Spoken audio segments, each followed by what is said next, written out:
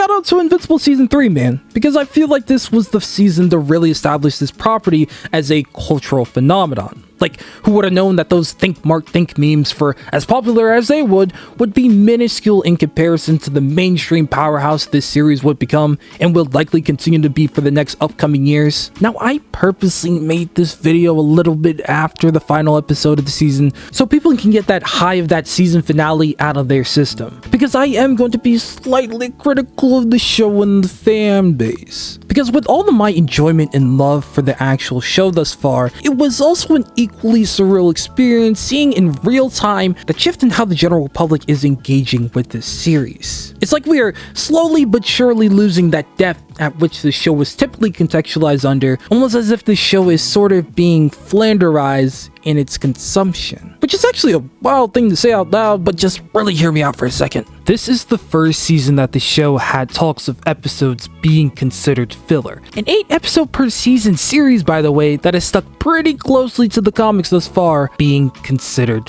filler. Episode 5 in particular was by far the most trashed episode of the series, being ranked the lowest by far, despite interestingly having some of the most nuanced character moments and thematic ties of the entire season, even more than the Invincible War or the Conquest fight in my opinion. However, it was bashed by being a detracting episode, being hated for its detachment from the Viltrumite plotline to the point that it felt like quote-unquote filler in the eyes of many. Now, with the popularity of narratives of this caliber, it really makes one question what these fans are really watching this show for, especially since one of the main defenses that many people bring up when criticism of the show's animation arrives is that they don't care about the lackluster animation because the show has an amazing story to back it up. So how do we get to the point of saying this, then turn around and have rather simple opinions on one of the most layered moments in the entire series? And it's not just this episode's reception that makes me question the future dialogue surrounding the series, but like I said earlier, as a whole, it feels like we're seeing the start of a drastic decline in how the public consumes this media. You see, with the growth of this series, or all series for that matter,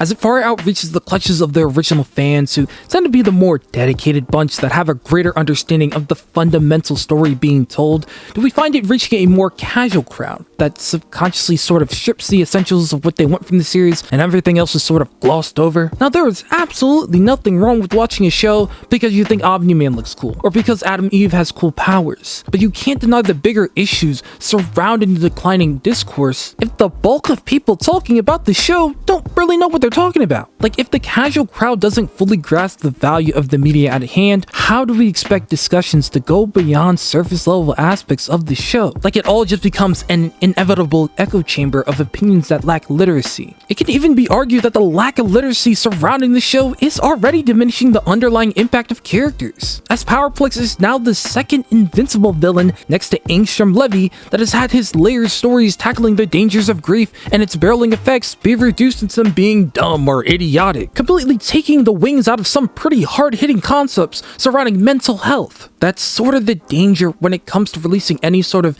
interpretive media, because there is often that fundamental disconnect of that entire story being told and what is landing with the consumer. And as your fan base grows, it only increases those chances that your project is going to be misconstrued. Now please, for this next point I'm going to make, I need you to keep an open mind here. I talked a little before about how consumption has translated from engrossing in every aspect of the media to picking what you really like and attaching yourself to that concept while skimming through the rest of it. Well, I think in this case, the concept that many people are finding themselves hyper-attaching themselves to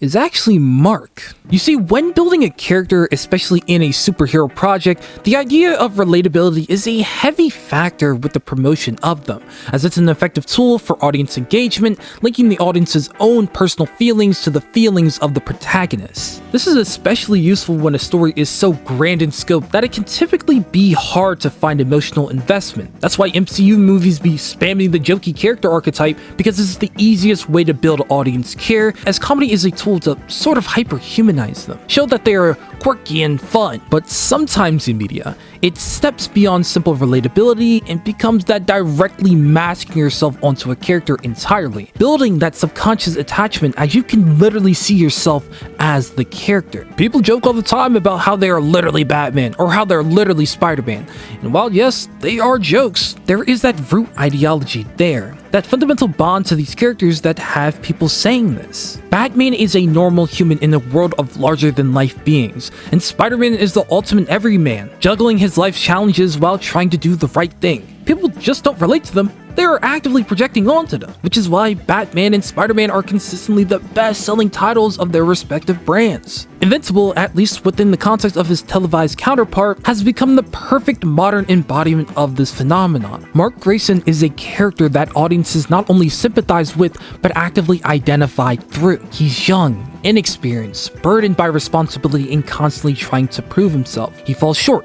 but that only makes his victories feel more meaningful. He is a pretty rootable guy, and I believe he is an amazing character, but the public's enjoyment of him is starting to supersede the context of which he is shown, creating a situation where the audiences become irrationally protective of Mark, leading to inconsistencies in thought and loss of nuance when the narrative is purposely trying to paint Mark in a flawed state. Like, a huge complaint about this season is how Mark is still getting beat up in its season 3, despite him actually living up to his namesake for a good majority of the season. The only people that put serious harm on him to the point that he had no control over the fight whatsoever was a very experienced Viltrumite and an unkillable dragon from another dimension. People are actually calling it bad writing for him not to be this unstoppable force, but continuously find it hilarious when the Immortal is being used as another punching bag. You can't simultaneously claim comedy when one strong character is constantly getting cooked, then claim terrible writing when your main character is as well. That is not a criticism rooted in storytelling, it's rooted in people wanting to see Mark as an unstoppable power fantasy, completely glossing over the entire arc of the season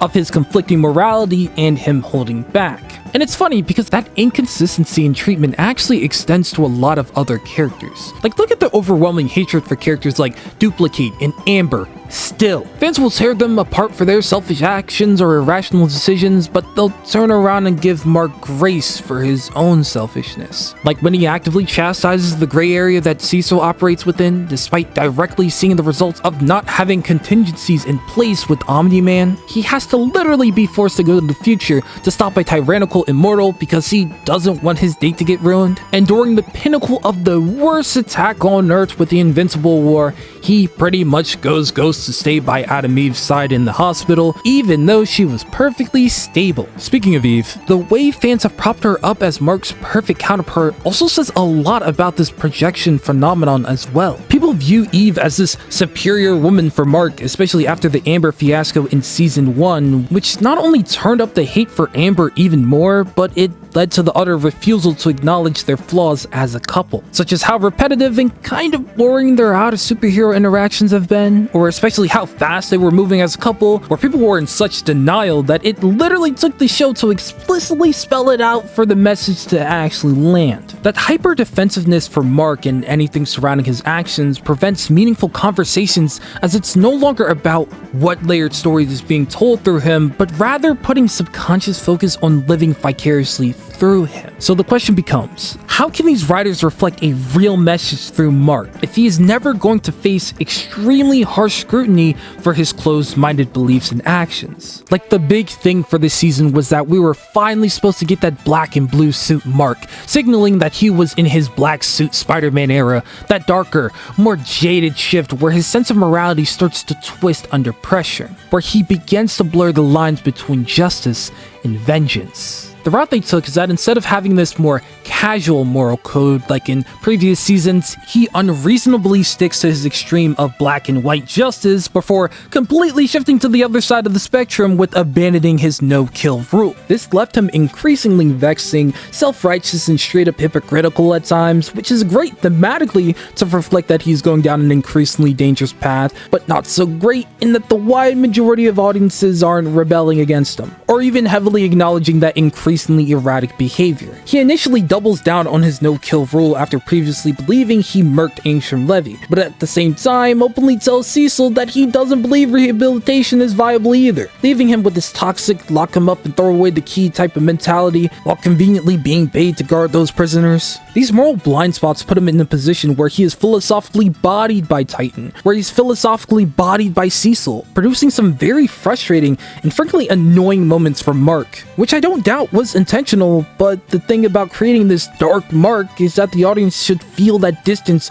growing between themselves and this character, as the arc only works if Mark's descent becomes so self-indulgent that people start to turn on him. Not because they hate him, but because they can see this dangerous slip he's slipping down, but that never really happens this season. Mark practically said he didn't care if the city went back to having a social, political, and economic collapse as long as his own flawed ideologies were upheld, and people sort of just shrugged their shoulders and continued on with their day. I am almost 100% sure that if Robert Kirkman himself ordered for Mark to kill a bunch of newborns, forcibly take away women's rights, and sit on top of the White House and yell a bunch of slurs at minorities for season 4, he would still have more support than season 1 Amber. And even if you chalk up the lack of outward criticism of the character as him being a young and growing character who is confused, well again, where is that sort of grace for characters like Duplicate or Amber? That's not just fandom bias, that's a straight up double standard that's been culminating from years of people wrapping their identity around one protagonist. And you can't deliver a story about a flawed ideological dissent